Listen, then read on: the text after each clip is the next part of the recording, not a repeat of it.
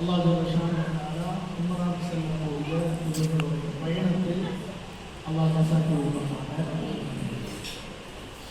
பயணத்தில் எந்த விதமான சிரமம் ஏற்படாமல் அல்லாஹ் பாதுகாப்பாங்க. உம்மராவுடைய அமல்கள் பரிபூர்ணமான முறையில் ஸல்லல்லாஹு வஸல்லம் காட்டி தந்த வழிமுறைகளின் அடிப்படையில் உம்ரா செய்யக்கூடிய தௌஃபீக்கை அல்லாஹ் நசீபாக்குவாங்க. அல்லாஹ் எப்படி செய்தால் உம்ராவை கபூல் செய்வானோ அப்படிப்பட்ட உம்ராவை செய்யக்கூடிய நசீபை அல்லாஹ் இவர்களுக்கு தந்துள்ளான்.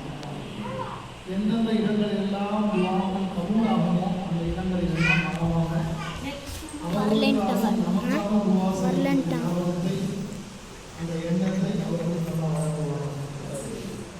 அதுபோன்று ரசூலுல்லாஹி ஸல்லல்லாஹு அலைஹி வஸல்லம் வாக்கியம் கேட்கும்போது அந்த நேரத்தில் நம்முடைய பெயரையும் அந்த இடத்தில் நினைத்து நம்முடைய சலாத்தையும் அஸ்ஸலாத்து வஸ்ஸலாமு அலைஹி ரசூலுல்லாஹ் சத்தமாக எல்லாரும் சொல்லுவோம்.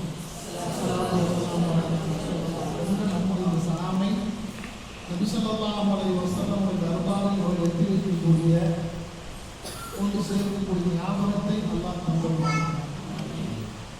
அதுபோன்று அவர்கள் திரும்பி எந்த விதமான சிரமம் இல்லாமல் லேசான முறையில் நம்முடைய இல்லம் திரும்பக்கூடிய வாக்கியத்தை எல்லாரும் வழங்குவாங்க. இடையில் எந்த விதமான ஆபத்தும் ஏற்பட்டாலும் நோய் நொடிகள் கசிப்பதற்கு எதுவும் ஏற்படாமல் ஆக்கியத்தோடு சென்று அதே ஆக்கியத்தோடு திரும்பி வரக்கூடிய காரணத்தை எல்லாம் சொல்றாங்க. இவர் திரும்பி வரும் வரை குடும்பத்தை அல்லாஹ் அவருடைய பொறுப்பிலிருந்து அல்லாஹ் பார்ப்பாங்க. இப்போ பெரிய விஷயமெல்லாம் இல்லை, உம்ராவை பற்றி பயானும் இல்லை, எல்லாமே போகக்கூடிய பெண்கள்.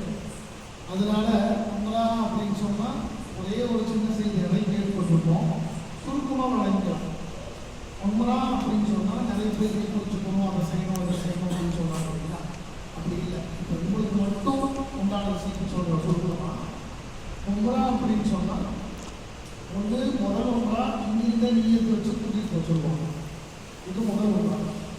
அதுக்கப்புறம் அங்கே போனதுக்கப்புறம் ஆயிஷா பள்ளியில் ஒரு உம்ரா, ஜஹரானால ஒரு உம்ரா, பனா உம்ரான்னு சொல்லுவாங்க, அதில் ஒரு தாயிஃப் உம்ரா, இப்படியெல்லாம் சொல்லுவாங்க.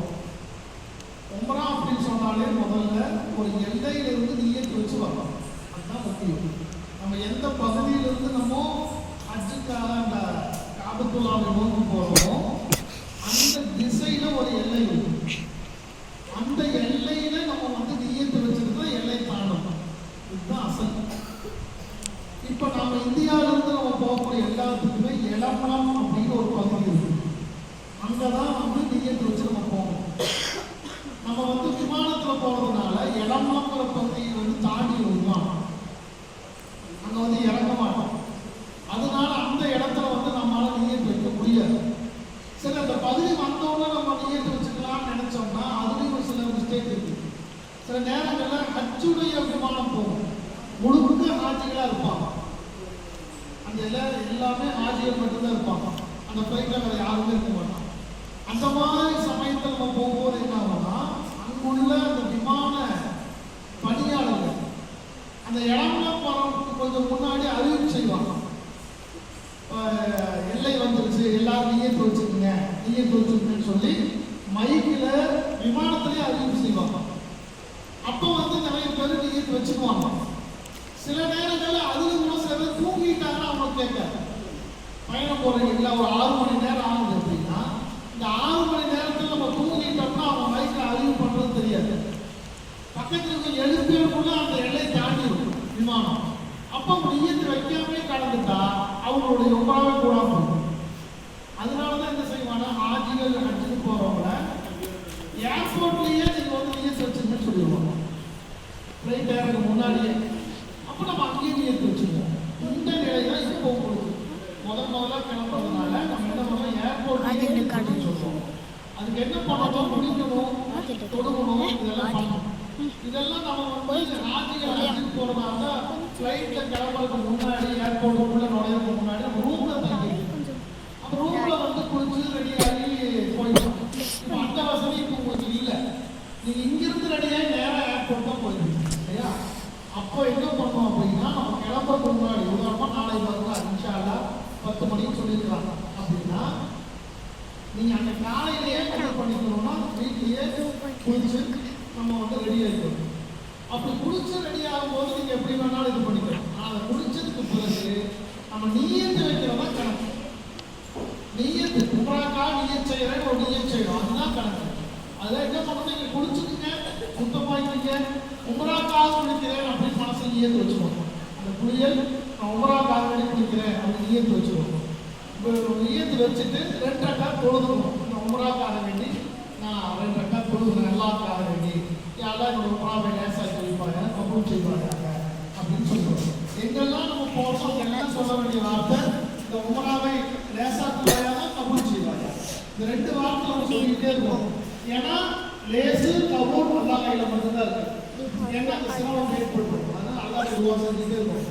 அப்போ நம்ம இங்கேயே 2 ரக்காத் தொழுதுட்டு நீயத்தை வச்சுட்டு கிளம்பிக்கிறோம். ஆனால் உமராவுடைய நீயத்தை இங்கேயே வச்சுக்கிறாங்க. என்ன காரணம் அப்படின்னா பஸ் ஏறணும், ஃப்ளைட் ஏர்போர்ட் போகணும், அதனால நீயத்தை மட்டும் பாக்கி வச்சு பாக்கி எல்லா வேலையும் முடிச்சோம். இன்ஷால்லா ஃப்ளைட் ஏறும்போது அப்போ நீங்கள் மனசில் நான் உமராவை வந்து நீயத் செய்கிறேன் அப்படின்னு சொல்லி ஏற்றுக்கணும்.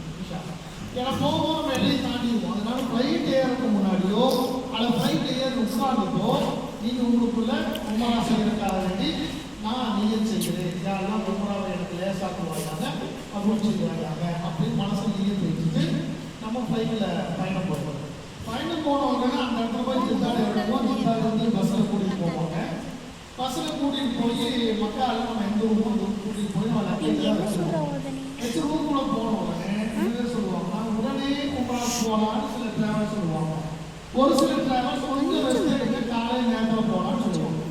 எப்படி போனாலும் சரி நல்லா ஞாபகம் நம்ம உமராவோட நீயத்தில் இருக்கும்.